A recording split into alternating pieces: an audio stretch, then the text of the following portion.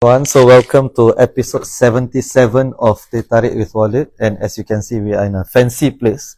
I don't know whether, oh yeah, you cannot see everything, but it's fancy enough, fancier than my normal setup. So we have a very special guest, Mr. Jaime Ho. Jaime, thank you so much for doing this. He's the editor of Straits Times. Even if you don't know him, there is no escaping his influence because Straits Times permeates the lives of Singaporeans, right? So Jaime, first of all, thank you for doing this, and thank you for the Teh Tarik as well. No. So it's legit Teh Tarik. Firstly, sorry for postponing this. Don't worry. I'm happy. But because we postponed, we ruined your Valentine's Day. So sorry for everybody. No, it's okay. It's the best way to celebrate Valentine's. Yeah. So when I put on Instagram that I was hosting you, so I asked people for questions, and there were a lot of questions, right?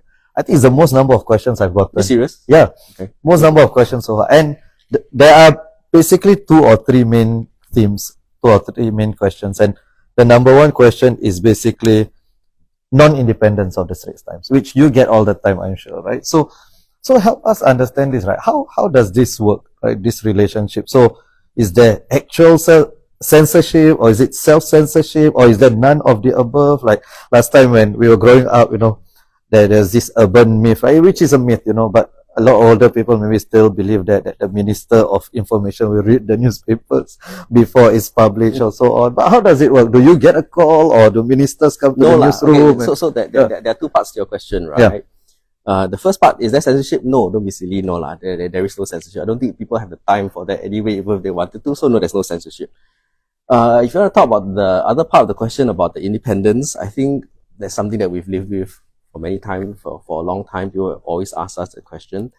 The newsroom for sure would like to believe that we are as independent as we can be, right? But obviously newsrooms all exist in very specific contexts, right? If there are 150 newsrooms in 150 different communities and societies and countries, we have 150 different types of ways of working, and we are just one of them. And we can have specific discussions on how we work with the government, how we work with different stakeholders. It's not just the government, right? All newsrooms will have different relationships with government, with private sector, with NGOs, and we all have a different kind of relationship with each other, right? And it's a fluid relationship. We listen to them, they listen to us. Sometimes they have feedback for us, sometimes we have feedback for them. But whether or not it translates into what people may think is censorship, I think that's no lie, that there isn't any. Why is there such a prevailing belief then that there is actual censorship? No, I think what people will, if they want to have a discussion about what is the government influence on us, I think that's fair enough discussion. But to go into the realms of actual censorship, I think that's putting it a bit too far. We can have discussions about the quality of journalism. Again, that's fair. We can talk about specific stories. Why did we do it this way? Why did we write this headline this way? Why do we approach this story in another way? Those are fair enough, and we are happy to do it. Now, there will be perceptions that we lean one way or the other. Again, I think we can have discussions about that. But again, if we go back to how Singapore evolved, the Straits Times is going to be 180 years old very soon. Yeah. It's history longer than independent Singapore. Yeah. But if you look at how Singapore has evolved since 1965, right, as an independent country, the Straits Times together with it, obviously there will evolve a certain relationship between the government and the paper. People used to call us the paper of record. There will be a relationship. You cannot deny it. And this relationship is something that is evolved over all these years too. And I would like to believe some of it comes from, yes, a certain degree of trust from both sides. Again, there's no point denying it. All right. If you look at any statistics out there, there's a high degree of trust in the media. Of course, people will say it's quite low compared to what you would like it to be. Yeah. But if you look internationally, whether it's a Reuters Institute or whatever it is, there's still quite high trust in mainstream media and the Straits Times in Singapore. If you look at other measures of trust in the government, and society's trust in the government is also quite high, higher than in most places, you would, right? So when you look at it as a whole, it actually frames the tone of the relationship between us and the government. Now, people may say that therefore that is translated to, and you can say that some degree of influence, there's censorship, there is whatever. I think that's pushing it too far. But if you want to say that, yes, so how did we come to this relationship? I think that's a good discussion to have. We may not have enough time for it, but I would say that it is very unique to us. Right. Okay. Thank you. And it's true, the Edelman Trust Barometer Index, Singapore features quite highly. So okay. So you've debunked this myth, right? That ministers will tell you what to write or what to print, right? No, but again, as I said, that doesn't mean that they don't have conversations with us. Of course. And that happens all the time, right? They should, right? Yes, They should have exactly. those conversations, right? And what about self-censorship, like on the part of journalists, especially younger ones? Yeah, I don't. Again, self-censorship is in the eye of the beholder. I'll be very honest with you, right? What I may sort of explain or defend as extra levels of checks, extra levels of verification, extra level of caution and conservatism in what we put out there. If I say, hey, this one, can we just take another day or two? We really need to verify this because our standards are slightly different from other people. Let's say, I may say, let's take 2 days to do this. We really need to get this right. We need to get people's views on this A, B, C, D, E. And if it means 2 days of a delay, how are you going to read that? You can read it as, self-censorship. But I'll say no. I think we hold ourselves to slightly different standards. That's one way to explain it. Because, every newsroom makes editorial judgments. Again, as I said, you have 100 different newsrooms. They have 100 different ways of making editorial judgments. Some may see that one is different from the other in the name of something else. To say that it's self-censorship, I think it's slightly unfair, but it's a discussion worth having. And it's quite often you have to do it on a case-by-case and a story-by-story basis. I would like us to have an open enough relationship with our readers, for example, to say, hey, by the way, why did we cover a particular story this way? Why did we do this 3 days later than someone else? And yes, let's discuss it. But I don't think we need to start off on the basis that it is censorship or self-censorship. I don't think that's right. Okay, thank you. So one of the criticisms, by people like Bertha Hansen is that, a lot of Straits Times articles look like government press releases, right? So how would you respond to that when people I'll say this. I think we underestimate the size and the sort of looming presence that governance has in Singapore. Let's be honest with you. The number of press releases that we get, the number of government policy announcements that we get, the number of the size of our government is larger, getting larger. The place that it has in our society is getting larger. It's not getting any smaller. If you look at it, and what does it mean for the news cycle? Right. It means there's a ton of things coming out, right? And let's also be honest.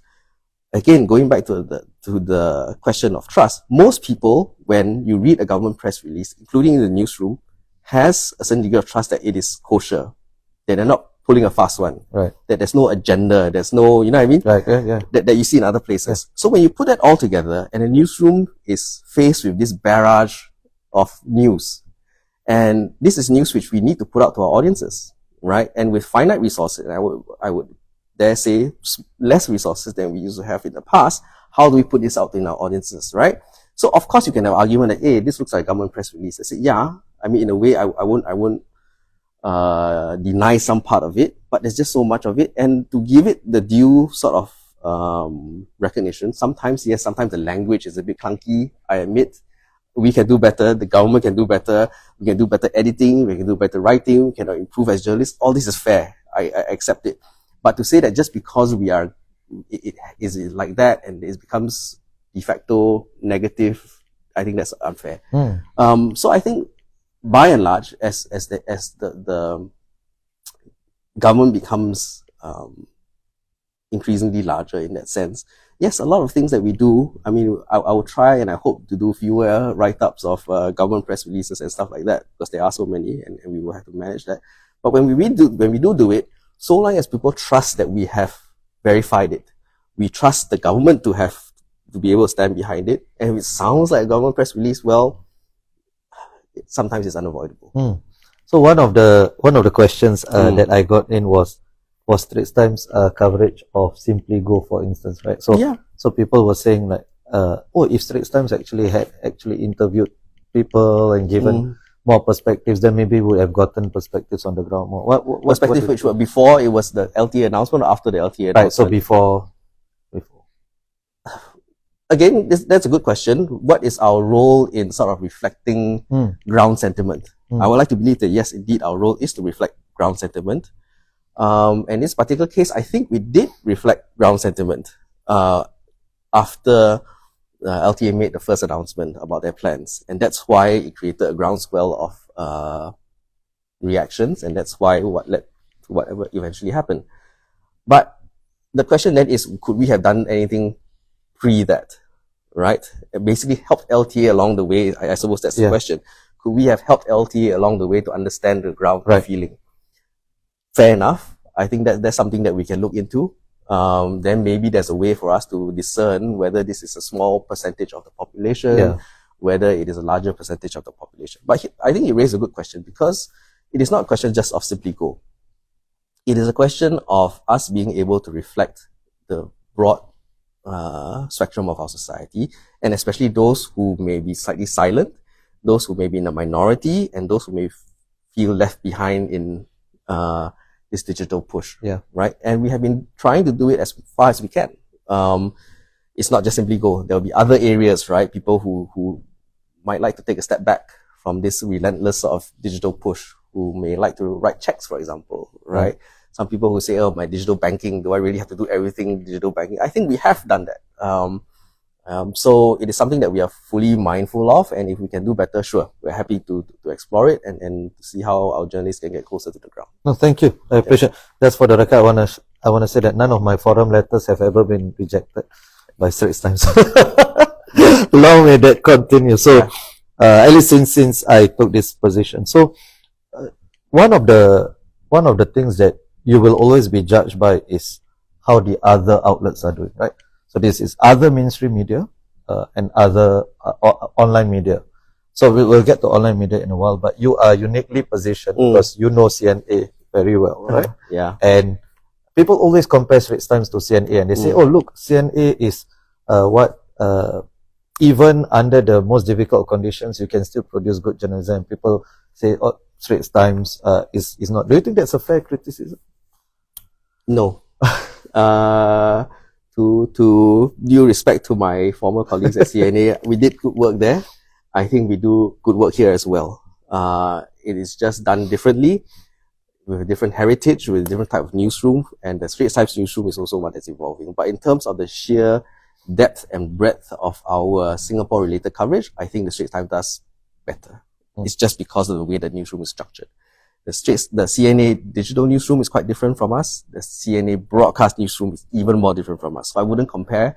And to be honest with you, I am not one who would compare across our competitors in that sense. I believe we all have a space. I think if we did it well enough, there is enough space for a CNA and a ST to push each of us to higher standards. And keep an eye on each other, to make sure we both do well in our own respective spaces towards the larger audience. Is it different audiences, you think? I don't think so. I mean, from surveys that we can see, there are slightly different audiences, but I would like to believe that there's some overlap as well. And then one of the things that CNA has the benefit of is people know that it is free.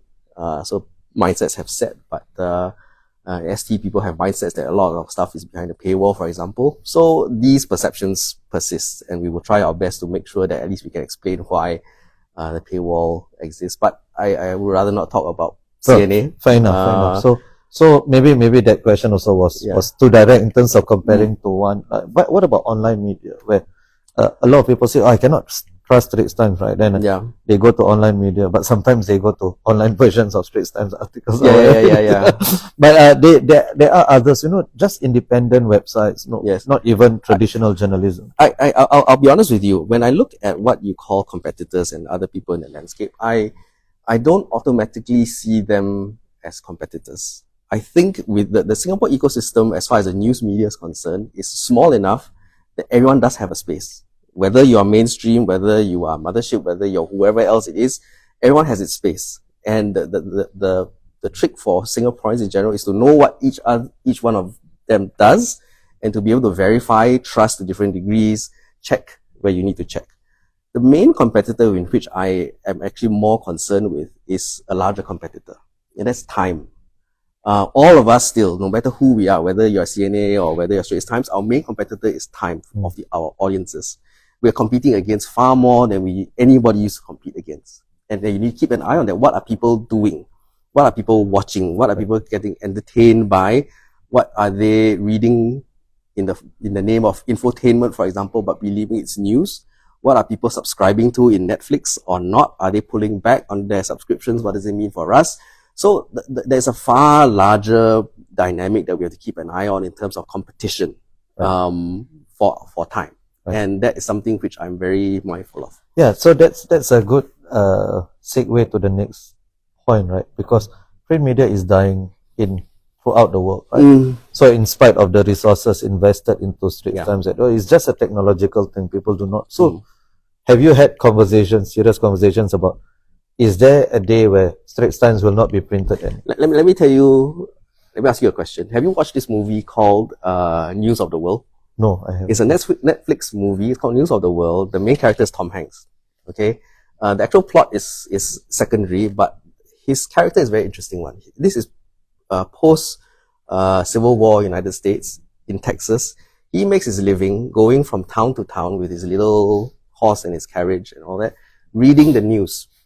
He makes his living reading the news off the newspaper or whatever it is to little groups of people in these little Texas towns.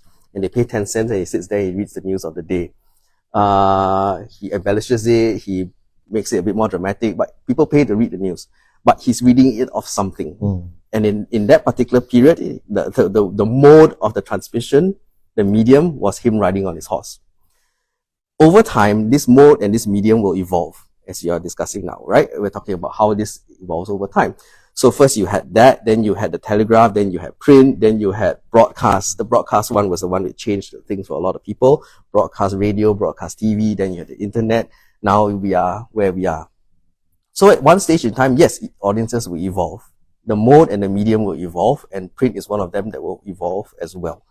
What does not necessarily change is the content and what is being conveyed via that mode and that medium. And the Straits Times is far more than the print. Print obviously is a big part of our heritage. It's something that we hold very closely. It's something that still serves a vast population in Singapore. We should not underestimate it. It still have a place. But it's just one of the modes and mediums that the Straits Times has. And if I were to give you a sense of the modes and the mediums that we sort of cater to and keep in mind, it ranges from one end to the other. Let me explain. One, messaging. Messaging is becoming more and more important tool in which we get our news out there, whether it's Telegram or WhatsApp. And as we were discussing earlier, they even have different audiences on Telegram and WhatsApp. Younger generations are on Telegram. Podcasts, as we are doing now, newsletters, as we are doing now. And then you go into our website. And even our website, there are different variants of it. There's your desktop, there's your mobile web, there's your mobile app. All have very different experiences for the reader, and our content will have to be fit for purpose. Then you have other things as well. Then you have obviously your print. And if you look at it in terms of that spectrum, we need to be in all of them because we are the Straits Times, and we need to be mindful of the audiences that each one of these modes and mediums service and serve. And I would say that therefore, yes, if you look at it globally, a lot of print publications are in trouble in the sense of both revenue as well as audiences, and there is a steady decline in the number of people who read the print publication. But I would like to believe that, again, as I said, there is a segment of our population which still relies on it. There's still experience that the print can provide that you don't see anywhere else, right? The sense of curation, the sense of completion, the sense of placement, how we treat certain stories and where. I think that has a value for a certain generation. And so long as they still value it and it still makes sense, we will continue servicing it. As to whether or not the print product evolves as well, that's a discussion that we will have in parallel. Okay, thank you. So, I mean, it's also related. I mean, young people probably will not be buying that. I mean, I've also heard older people saying, right, what's the value add now, right? What's the value add of Straits Times that I cannot get from other mainstream or online media, right? Why should people pay for it? Like, what is it? What's the it factor of Straits Times? The Straits Times has a privileged position and a burden, okay? And it's something that we don't take lightly. We actually are many things rolled into one. Let me explain. For example, we are, in a weird way, a village newspaper, right? In that we're a small community, we're a small society, we need to be able to reflect that ground up feeling. We are also a small country newspaper. Singapore's a small country. So we are a national paper as well. We are a local paper. We are also an international paper because we're in English, and we are a regional paper because we cover the region as well as we do. So we are, in a way, all things to everyone. Most other publications, unless you're a public service broadcasters, don't have that kind of overwhelming sense of your audience. So the value that I see that the Straits Times has is firstly, in terms of our local coverage, in our local knowledge, in the experience of our journalists, is quite unparalleled, right? That's one. Two, because we serve such a wide audience, or we like to believe that we serve such a wide audience, our role as the, how would you say it, the protector of the mainstream middle is something that you should not diminish in value. Can you elaborate? That's where the term mainstream media comes from. What is the mainstream? Basically, not only are you conveying what is meant to be mainstream, you're meant to be reflective of the mainstream, right? That is what keeps us grounded and not sort of pulled to one extreme or the other, as you see what happens in other countries in terms of polarization and publications having one very extreme political leaning or the other. We are mainstream, but I don't particularly like that term as much because it really doesn't mean as much as it used to mean. Right. So I like to see as really we are reflective of this broad mainstream middle. That not only do we reflect it, I would like to believe in that the way we tell our stories, the way that we project ourselves, also seeks to protect it a little bit. In terms of modeling what kind of discourse does Singapore need to have? When you see the kind of polarizing discourse that is happening other places, in other countries, and sometimes here in Singapore as well, there's so much polarization, there's so much, it's either A or it's B, it's so black and white, it's so extreme.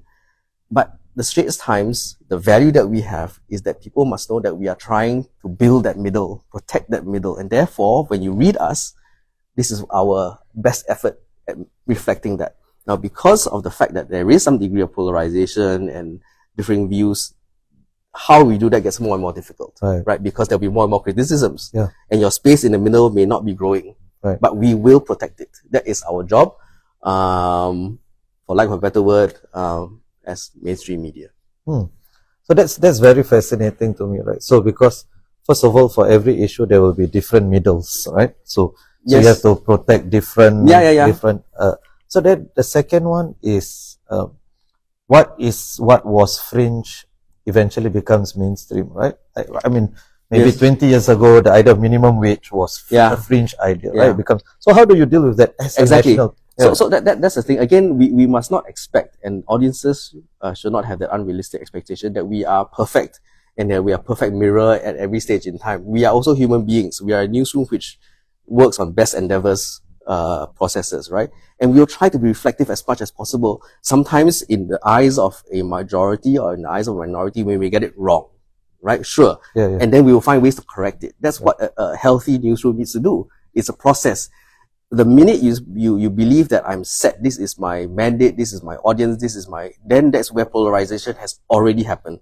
The very fact that you have these skirmishes on the side is reflective of the fact that we're trying our best in a more and more complicated news environment. So yes, on the one hand, as you say, mainstream changes, sort of society moves along, we must move along as well.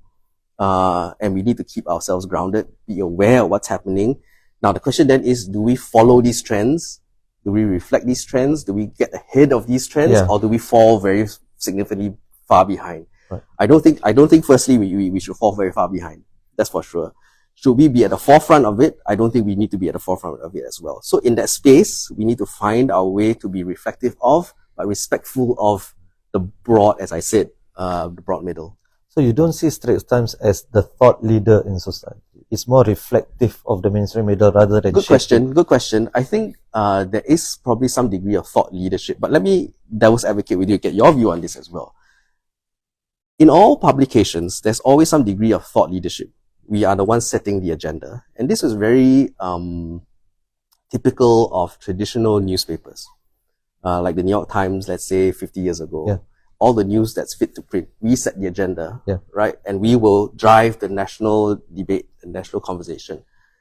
Then you have a different model. You have the public service broadcaster model, let's say, who actually are not in that mold of doing things, right? BBC didn't really get born doing that. Yeah. You're more reflective. You're more broad-based. Obviously, then you have a sort of new news environment where it's so polarized now that you have thought leadership in every single polarized point of society in other places. My view is there will always be a space for opinion and certain degree of thought leadership. But I think the space for that is getting harder because society is precisely because it is polarizing. That if you're going to thought leadership on one point, you better be careful that you're doing it right? Because people put the Straits Times up on a certain level of credibility that you must maintain that middle space, right? And if society itself is not moving as quickly as possible on a broad middle, then it gets a bit tough for the Straits Times to choose, I'm going to be a thought leader on this issue. Yes, we're going to be a thought leader, for example, if we can analyze certain things better, for example, our correspondents in one country or other. If we have a correspondent, and we have many correspondents who are very experienced, Salma Halik has been covering health for 30, 40 years. Amazing. Yeah. She has that certain degree of gravitas. Her opinion matters. Yeah. Her thought leadership matters. Yes, that one we can. Right. But we need to be very careful how we wield this responsibility that we hold, right? We cannot be willy-nilly about it because that is how, things become too opinionated in other news publications. When opinion suddenly becomes far more important than the bare facts, is when I think discourse sort of degrades a little bit. Agreed. I saw this, in a lot of Western media outlets, they abandoned objectivity and neutral, or at least any semblance that they still had left. Let me give you an example. Right? Please. Because I know the broadcast media a little bit. If you look at how certain broadcast public newsrooms have evolved, what is their money-making time belts? It's usually, let's say, 7 p.m. to 10, 11 p.m. That is, if you look at a traditional US broadcast, and that's where people sit down and listen. Yeah. Over time, the 7 to 11 time belts have become 100% opinion. That's what people pay for. That's what advertisers pay for because they know what people are gravitating towards it. Whether it's Fox, whether it's MSNBC, those are the time belts where you have your talking head sitting there and extemporizing your opinion, your thought leadership in their view. And that's what drives their viewership. That is one extreme example. Is that healthy for society at large? I will not comment on them, but I'll just say that as far as the Straits Times and Singapore is concerned, I don't think that's our role, right? I don't think that is healthy for our society. And so there is a certain degree of, moderation that I think is needed for most places. And I am one for moderation. What if someone says one of the causes of polarization is when actually people do not trust mainstream media, and that's when you have charlatans, or even not charlatans, like well-meaning people, but they don't have the same amount of resources, and then they become more popular, right? Fair enough. Yes. What if that happens to the Straits Times? If Straits Times is seen as too mainstream media?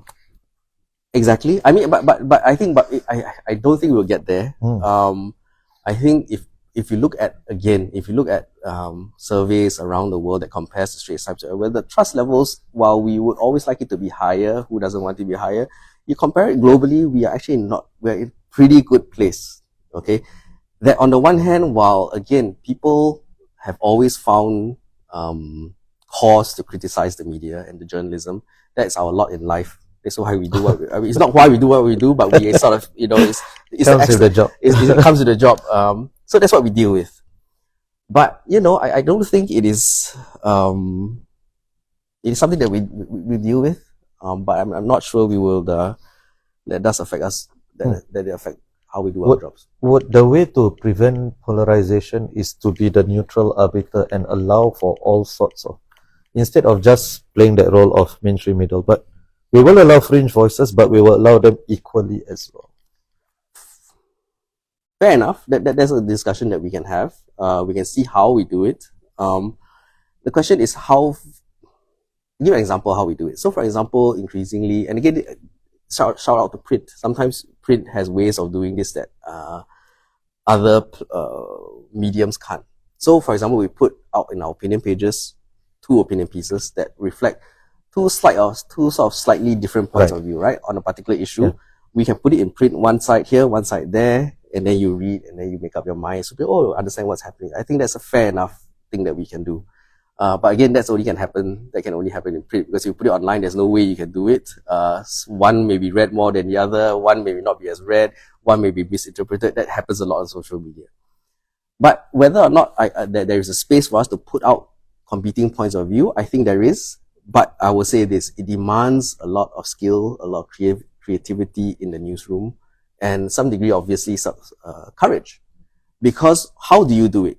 Do you fall into a false equivalence? It's very easy to fall into false equivalence. And we've seen all the negative things that have happened in false equivalence.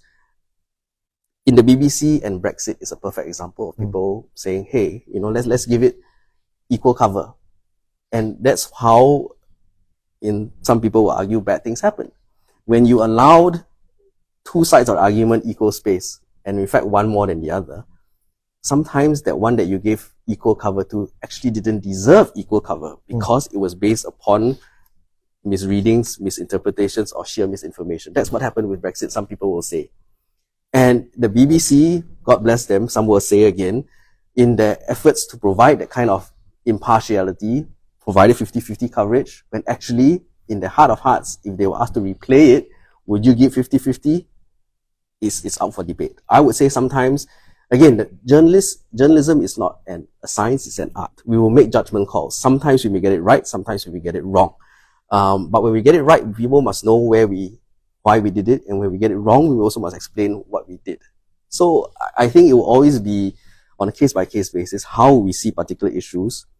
How do we make sure that different points of view are put across without falling into this trap of false equivalence? Right. So let's explore that a little. So because Brexit as an example, right, and we can extrapolate it to Singapore. So I was in London at that point in time. I was living there, so we get a vote. So I was a Remainer, wanted the UK to remain. But don't you think when journalists or the media say that, okay, we cannot give both sides, right? Because we think one side is more right than the other, right? On an issue like this, when 52% of the country or whatever it is believes otherwise, right? Don't you think there is a tinge of elitism in that? Agree. Right. Agree. 100% agree that we must not also fall into the trap of elitism to say that we know best. Right. Okay. And again, it is a tough job, but I'll explain to you how I see it. If you see how the traditional media evolved, whether it's the print or the traditional broadcast, it was always a one-way street. Yeah. In that the New York Times or wherever it is publishes it, all the news that's free to print, here it is. I tell you what's important, I tell you why it's important, deal with it and read it. And most people sort of accepted that relationship. Same thing with broadcast. The BBC broadcast, this is the news of the day, we are trustworthy, you listen to it and you accept it. And there's no feedback mechanism. That's how the traditional media evolved. And therefore that sort of sense of trust was inbuilt. You are allowed to speak to me, sometimes speak at me, and I will trust you and I will listen to you. But somehow along the way, as we all know, from the heydays of those 60s and 70s, things have evolved. People expect a little bit more from their journalists and their journalism than just this one-way street. Yeah. And in worst case scenarios, it can be seen as slight elitism. Who are you to talk to me this way? Who are you to tell me what is good for me? Fair enough questions. Really fair enough, especially when you have the direct feedback and when you have social media where everyone is exchanging views amongst themselves as well. So that has challenged the relationship between the media and its audiences. Totally understandable. So the challenge for us is to accept that, see that that's what's happened. At the same time, therefore, make sure that whenever we do our stories, they are reflective of the ground, that we try our best and we explain ourselves as much as we can through little signals to show that we actually are trying, right? And sort of build on that position of trust. That, okay, sometimes we need to make editorial judgment calls, but it is based upon a certain degree of trust. And then if there's blowback, if there's people who say, hey, why do you do it this way? We must be able to be upfront enough to sit down and explain. If we got it right, we'll explain why we got it right, or at least explain why we did it this way. If we got it wrong, at least the audiences will know that we got it wrong because we were trying to make editorial judgment for the common benefit of people. Not that we had willy-nilly just tried to have a position on the issue, but trying to have that role of a, as I said, protector of the broad middle, right? And I think the more we sort of open ourselves up to that kind of relationship with our readers, the better it is. Do you think because ST has that now with the readers? I think it is to be hand on heart. I think it could be much better. I think it's something that I'm quite focused on. I think we do want to make sure that the thing is there is a high degree of trust, but I want to make sure that we are relevant, reflective, and reliable. And people, 3 R's. yeah, so that people can see that, hey, the stories that we write are not just the highbrow geopolitical analysis, but Which is still important. Yes, but we cannot be all that. Of course. We need to do the things that actually reflect people's day-to-day Right. lives and their day-to-day concerns. And that's how we build that degree of trust, that sometimes we know what you're going through, right? And we're not just here to educate you or inform you, we're here actually to feel with you and to reflect your concerns. So this emotive part, you think is important in raising the trust in Straits Times? I think so because, again, if you go back to the traditional modes of all these traditional publications, journalists have always been this I tell you, you listen kind of relationship. Again, it's just a way that's evolved. It's not a value judgment at all whatsoever. But I think it can evolve.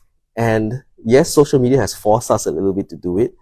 But especially for a publication like the Straits Times, which is representative of really the country, I think we can do more to sort of deepen the relationship a little bit. So it's not so, top down, for lack of a better word. I mean, we're here in Toa Payoh. I like the fact that we're here in Toa Payoh because you are smack in the middle of the heartland. There's no reason why we can't be reflective of the heartland, but still do all the hard political news, geopolitical news when we need to do it. So that's interesting, right? So that's a balance between leading and following also, right? That is needed. So other than that, other than the emotive part and reflective part, what else do you think Straits Times can do? Do you think other than coming on this podcast, so what do you think Straits Times can do to increase the trust? From time to time publishing critical pieces of the government, do you think that would help? Or yes, that would generally help, but I think again there is a slight danger to when you want to publish something that is slightly critical. Do you do it for the sake of showing that you're doing it critically? I think then that defeats the purpose. Then it becomes slightly token. We must be able to make very, very strong judgments as to when is it you need to do that. You don't want to do it just because I need to sort of meet some quotient. Right, and therefore, yes, let's be critical on this issue. I think that diminishes your value as well. As to whether or not we again, this is a fair enough criticism and question. Can we be a bit more hard about certain things or stronger opinion on X, Y, Z? Yes, let's have a discussion. Maybe there's some value in it and there's some truth in it. But to do it just because I want to prove something, I'm not sure I would go there. I think you mentioned her Salma's articles during COVID. I think is that a gold standard of? You think that's how, if any critical piece, it should be like that? Well researched. Yes. I mean, again, Salma is a very unique character, which is not just unique to the Straits Times, but unique to a lot of newsrooms. Whether or not we have the luxury of building up someone with this kind of expertise over 30, 40 years is an open question. I would like to believe that we have. Let me tell you a story about Salma's stories over COVID. Indeed, in recent weeks or maybe more than a month ago, we did get feedback. She did get feedback from a reader, a very eminent reader, who said, over the years, I've never gotten down to this, but I thank you for your coverage of COVID during those COVID years, especially now that she's able to convey all the points that she needs to convey from a certain degree of expertise and trust to push on the questions that remain unanswered where you can, but not do it just for the sake of doing it. You know what I mean? That there's a certain degree of skill in doing that. That's not gratuitous. And that's something that he valued. And someone got it directly from this one guy, which was very, very heartening and very heartwarming. She sent it to me. We both virtually hugged each other and said, we don't get this. We to be honest, we get maybe for every 1,000 pieces of bad feedback, maybe one, if barely one, someone who says, well done, thank you very much. So we just sort of say, great to hear this. But I would like to believe that despite all the criticisms that we might sometimes get, that there's a core of silent majority readers who, at the heart of hearts, still trust us. That in a moment of crisis, like COVID, in a moment of uncertainty, that a moment of, I need someone to just tell me, is this real or bluff, right? Actually still trust the Straits Times, right? I think that is not an unfair projection of what I think people think about Straits Times. That we are not here, we do not peddle in falsehoods, we don't have an inbuilt agenda that's so obvious one way or the other. I think that is something that people value but may not value as much as they think they do. And the only way for me to tease that out again is to deepen sort of our grounding with our audiences. Thank you. That was extremely fascinating. So, off the top of your head, do you have any? Because I am thinking of one example based on what you said earlier, the emotive element. No, a few days ago, the data came out, the median income and median household income. It was last week. Yeah, went up. A lot of people were, what? This doesn't jive with my personal experience. And then today ran a piece. I think the title was why this doesn't jive with people's personal experience, something like that, and was saying the difference between the median and personal. It doesn't. That's a 50th percentile. Do you think those are the types of articles that would be? Yes, this is the average experience, but we acknowledge that there will be no. So again, let's be very let's be very clear. When the Straits Times ran that story, it was run based upon the statistics as that were presented by the government. Yeah. We must be very careful, and we are highly sensitive to the fact that when we report what is said, we do it due justice. We report it as it is without editorializing. We cannot we cannot afford to do surreptitious editorializing.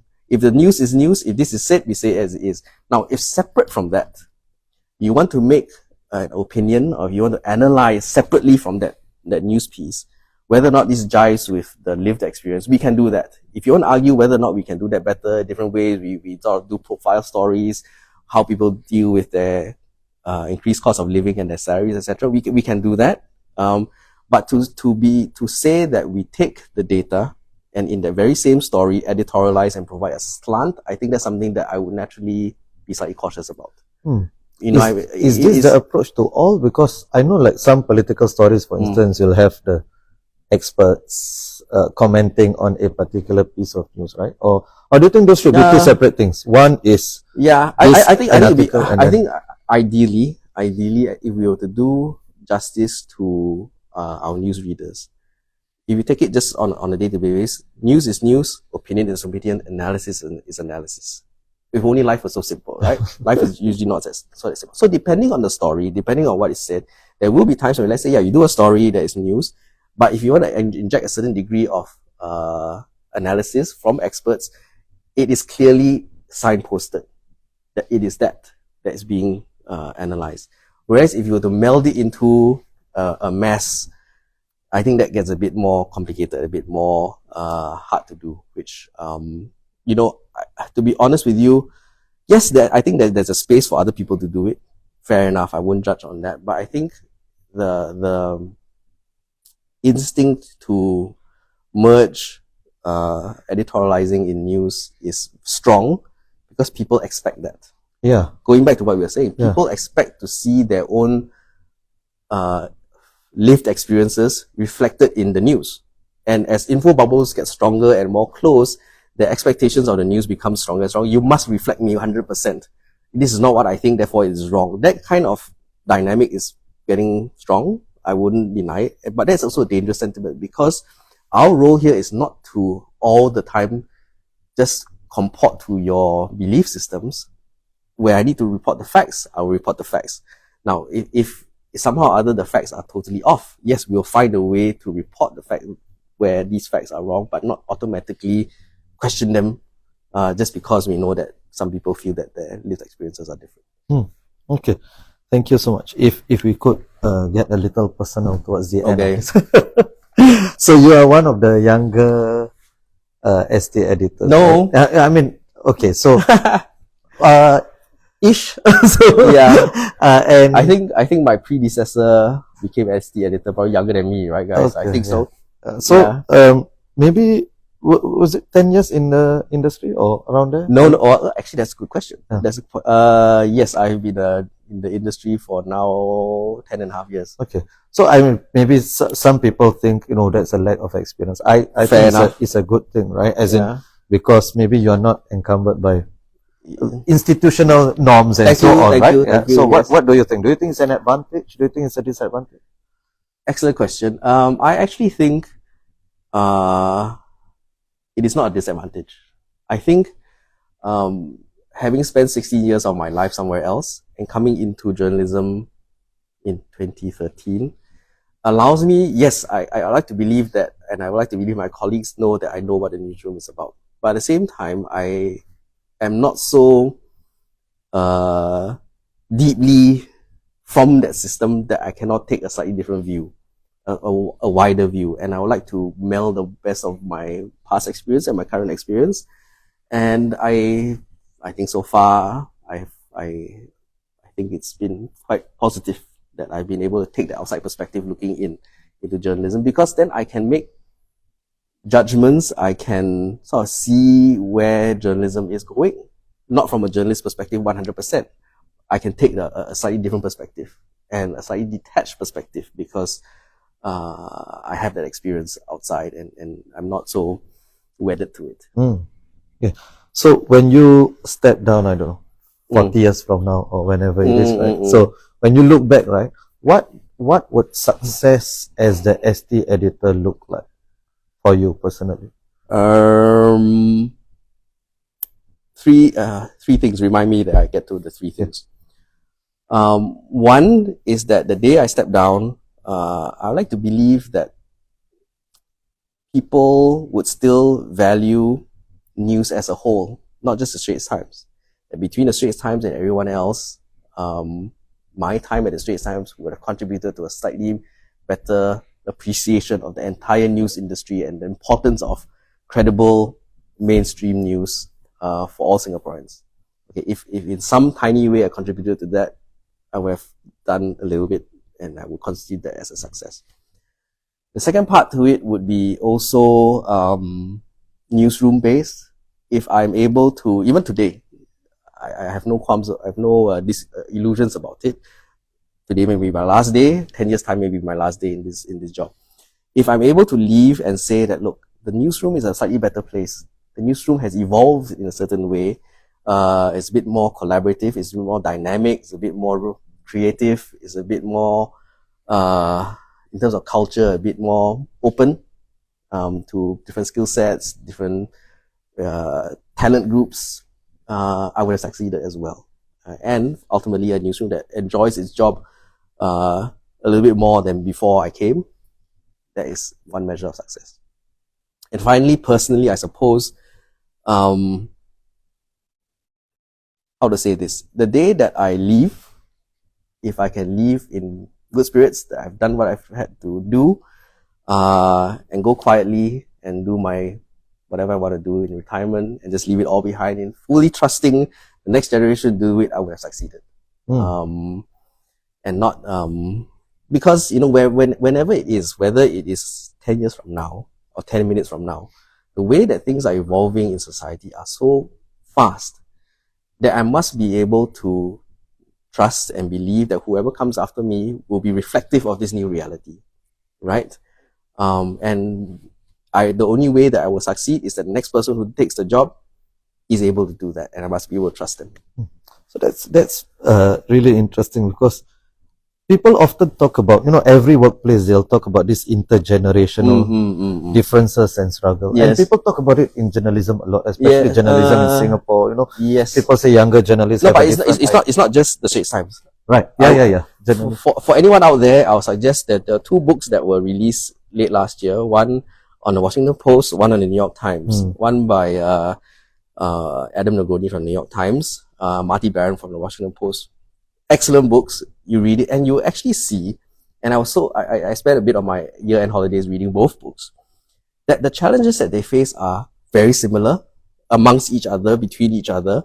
And of course, they are such huge newsrooms, such historical newsrooms, that we do see a little bit of it as well. And I'm sure, and as I talk to my colleagues, every newsroom has a certain degree of that as well. The sort of generational differences, etc., etc. But again, let's not beat ourselves too much about over it, because every generation of journalists is different from the last. Same thing with any profession.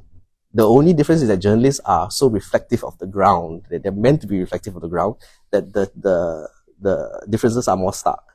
If you look at from where I came from, the Foreign Service, yes, you can say that the difference between diplomats from one generation to another is huge, right? Same thing here. The differences in the generations is huge too. But it's not any worse, not any different. Right. But it gets played out a little bit more because on a day-to-day basis, you reflect the ground, you reflect your interests, you reflect your different sensibilities. And the challenge really for us as newsroom leaders is to accept that, to harness it, to work with them on it, and sort of come to a nice middle, right? It cannot be all old, fogey journalists leading the way. Neither can it be to be expected that the young generation to be fully on board and drive. That I think there's a good middle that we can find where between the two, we actually come to a much more sustainable sort of newsroom culture. Young people walk faster, but old people know the route, right? So yeah, there needs to be a balance. And there has to be a balance, but we must do it in a way that does not come across as tokenism. Right. And just telling the young people, you listen to the old guys. It cannot be. We really have to give the space and the trust for them to do it, and sort of manage at the guardrails kind of level. And I think fundamentally then, therefore, audiences must know that that's what's happening. Audiences must know that your newsroom is evolving. Therefore, your content will evolve.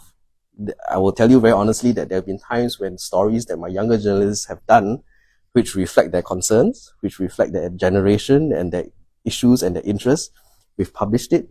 And people say, why is Straits Times doing this? And these are older, more established readers who've read Straits Times for the last 50 years. And look at this. What is this? This is not Straits Times. Like, come on, why are you doing this? I'm like, no, hold on a minute, right? Yes, we again, going back to what I said, we reflect such a wide spectrum of our society that there will be parts of times where people like, why are you doing this? But no, we are doing this because we think it reflects the interests of a younger generation, and you should read it in that perspective. Right? Yes, you may not agree, you may not understand, but hey, this is what the younger people are talking about in their own communities. Very interesting, especially when you said that this generational divide is not unique to the newsrooms, but the difference is it's being played out. People do not see like diplomats, younger and older diplomats, having differences, right? People do not see that, but journalism, you see it on a day-to-day basis, and because we are the newsroom is so fluid and so open, a young journalist will have discussions with me, with their supervisor, with the editor all the time. It happens all the time. There's such a free-flowing flow of information that you see differences in real time. Whereas in other organizations with more established structures, the sort of mode of communication is different. You don't feel it as much in the day-to-day, right? But it's there. What we have, therefore, is both a pro and a con, right? And as with all things, and I would like to believe that it's probably more pro if we harness it well. Final question, I promise you. Thank you for indulging so far. No worries. So, your tenure so far as editor, proudest achievement, thing you regret most? Of the last 1+ years? Yes. If any, anything you thought that you could have done better, or anything that you think, okay, this was super.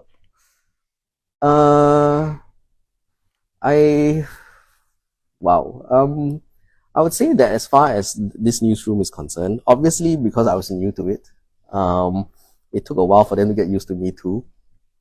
And I would like to think that, after a year plus, they sort of know me well enough. If there's any iota of a newsroom cultural change, whether it's 0.1% or 1% or whatever it is, I'll let my colleagues assess me on that. If there is, and it is positive, that's all I ask for. And I would just like to tell them that don't worry, we are in this for the ride. I set in stage a process, whether with me or without me, I am confident that it will continue. That's what I'm happiest about. And I mean, this is a brilliant newsroom. Everyone is professional. Everyone's committed. Everyone is in it, despite, as we say, we started this conversation with a lot of criticisms and stuff. Despite all of that, I mean, they still believe in what they do. That is one of the biggest, most eye-opening things I've come to see. And if I can just help that a little bit, that's my biggest achievement. At least in the last 1 year and a bit. Biggest things that I could have done differently and better. Every day there are 10 things that you have done better. Really, honestly, as a journalist, you do not know the sort of self-reflection that we go through, especially at my level and my senior colleagues. Again, read those 2 books on the New York Times, and then it's good because I also see that they go through this. Every single thing that you do, you can do better. Every single headline that you write can be better. Every single story can be. If you have time to iterate and reiterate and iterate, all stories can be better, right? Let's be honest. The question then is, where do you say, yes, this one was really, really, you could have done better? Yes, there will be some of them. Some of them say, yeah, maybe, but never mind, I can live with it. If you add all these up, the strains on a journalist are quite immense, right? If I, for example, look at the newspaper, I say every day, 10 things I could have done better. How do I let it affect me, right? Yeah.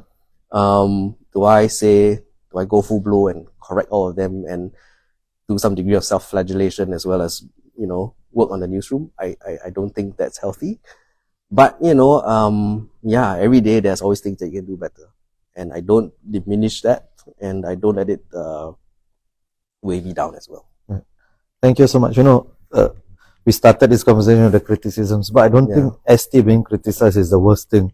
Yeah. ST being ignored is far worse, right? I mean, if people criticize you, I mean, at least there's some expectation still. Of the relevant. But being sometimes I wish I mean, it's not pleasant. No? Yeah, it's not. I just wish sometimes for the 1,000 that you get, maybe just give me 1 or 2. Thank you very much. There's a note, everybody please send Jaime. But if there really isn't that 1 or 2 thank yous, then we will. Jaime, it has been an absolute pleasure. Thank you, thanks, such a fascinating conversation. Thank you. Okay, goodbye everyone. Oh, that was